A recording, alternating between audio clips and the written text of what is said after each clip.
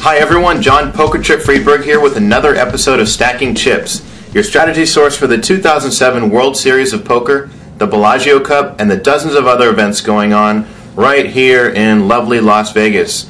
Today is Monday and it's the $1,000 rebuy No Limit Hold'em, the second $1,000 rebuy the running of the World Series this year. It's event number 52 and I'm excited about it. I missed the previous $1,000 rebuy because I think I was in day 2 of another event, so I'm looking forward to this event.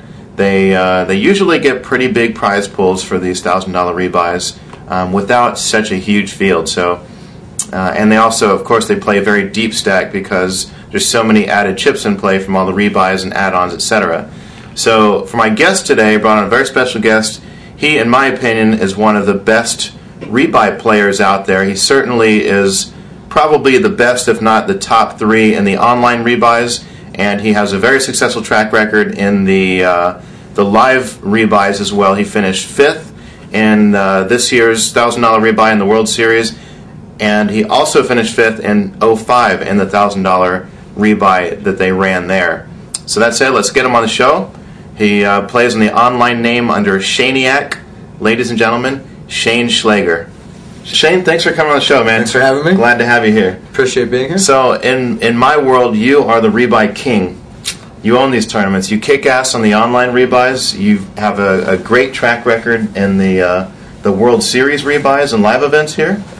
So, I want to hear sort of, well, first of all, I'd like to hear a little bit about your background, how you got started in poker, both online and live, and then I want to talk about some rebuys with you. Pick your brain a little bit. Well, I mean, as far as how I got started, started out playing low limit stud in New Mexico, Albuquerque, New Mexico.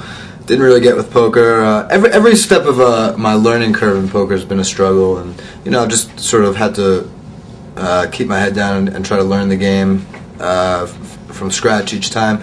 I started playing in Sandia, New Mexico, and then when I got to New York, a few years later, I met someone at the tennis court who introduced me to the New York City poker club scene, and there was a club opening up there called the PlayStation, which spread twice weekly rebuy tournaments, $40 entry and $30 rebuys, and that was the first real thing I found a knack for, whereas I really struggled with stud and 10-20 limit hold'em cash games and different things. No limit rebuys were sort of the first thing I found a knack for, and I don't really know why, but it's just kind of been that way ever since, and really without rebuys I wouldn't have any poker career to speak of. And so I have done well in rebuys, and I'm not 100% sure why, but it's just the way it's worked out. And yeah, I took 5th place in this year's 1K rebuy, and in 2005's 1K rebuy. Took 17th last year in the rebuy that we're about to play today, and just hoping to make it happen. Yeah, well, gotta eat. The event, gotta eat. That's funny. The last event, the one that you took 5th in here this year, what was there any key hands that either got you so deep in the tournament, or was it just a bunch of small hands that? I guess there was one key hand, but if I had to pinpoint it, was this Queen Jack suited hand that I squeezed with. Went like Chris Bjorn raised, Ian Johns smooth called, and I shoved with Queen Jack. Probably a very marginal play, but luckily I got it heads up with Ian, who had 9s, and I won the coin flip. And that kind of set me on my way. There was one period after dinner break where, like, within the course of 2 orbits, I went from 8,000 to 64,000, and sort of never looked back from that point. I guess if I had to place one key hand, it was that I decided to go for a squeeze play there with Queen Jack suited after sort of being short stacked all day. Probably didn't have the right amount of fold equity even to make the play too viable, but it worked, and I wound up with the coin flip, and sort of brought me to the final table, I guess. Yeah. Well, a lot of people ask me, and I'd like to ask you the question in rebuys. Where do you draw the line as to how many rebuys are appropriate in any given tournament, or in add-ons, of course? I mean, as far as what's appropriate, it's just sort of like an approach. It's a mentality. I don't put a dollar figure on it.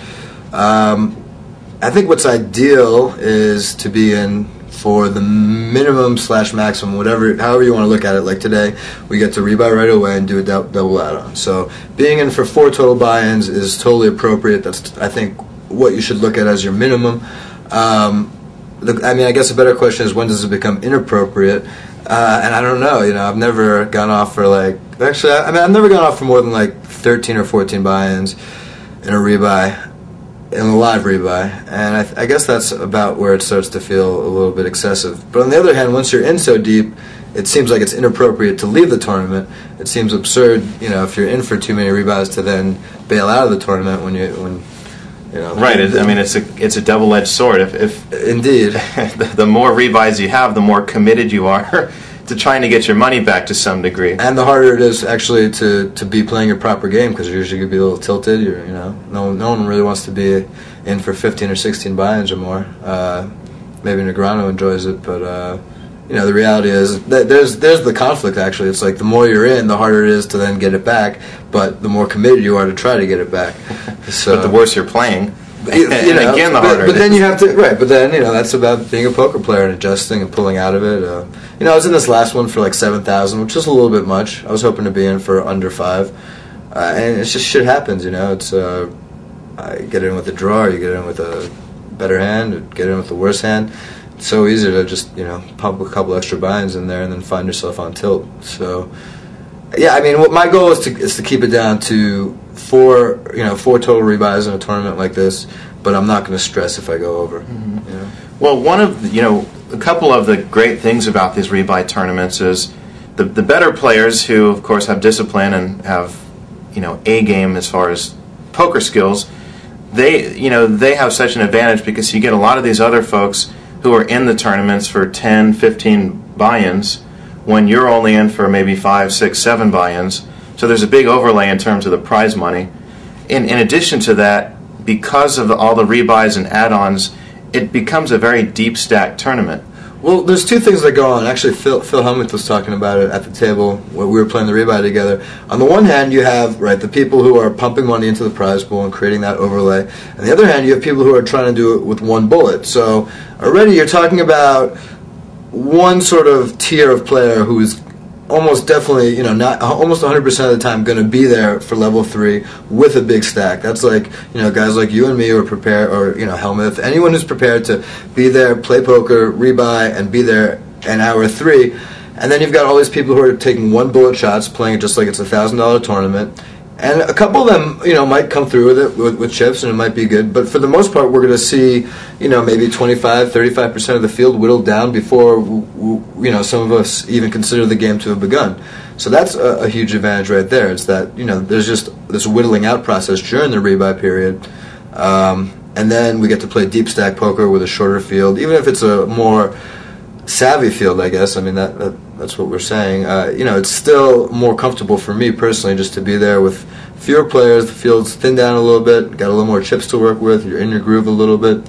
For what it's worth, though, the person who won the last event, I think Michael Chu, was in for one bullet. Oh, really? Just to point out that it can be done, in a variety of ways. I actually won a rebuy event. I think the only rebuy event I ever won that I can think of was it was a Poker Stars, it was a PCA event. It was a $30 rebuy. They guaranteed one seat, and I was just in for one bullet. At the end of the first hour, I think we started with 1,500 chips or something. At the end of the first hour, I only had 300 chips, and I said, you know what?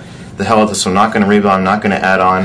And sure enough, I ended up going on to win the thing, where first place paid the 12K package and second place paid 0. Wow. So anyway, it certainly can be done. Well, let's talk a little bit about the play during the rebuy period versus the play once the rebuy period ends. So certainly there's a lot more sort of loose calls and loose playing going on when you can still rebuy if necessary. And then after the rebuy period ends, players tend to tighten up a little bit, knowing that they can't just add more chips into the tournament. Well, I think one of the interesting things is that players don't necessarily make the adjustment efficiently enough. In other words, some of that rebuy looseness often carries over to the post-rebuy period. And I think that, again, that's going to favor anyone who's able to adjust more efficiently in that spot. People do tighten up, but again, I feel it's like there's just something about playing for 2 hours with no fear of busting that creates a whole different mood. It's more like, it's still more of an aggressive, more of a raucous, poker tournament. I don't know if, in my opinion, there's still something that it doesn't quite slow down the way other tournaments do, there's a more free-flowing atmosphere in the rebuys, and I think I'm able to capitalize on that.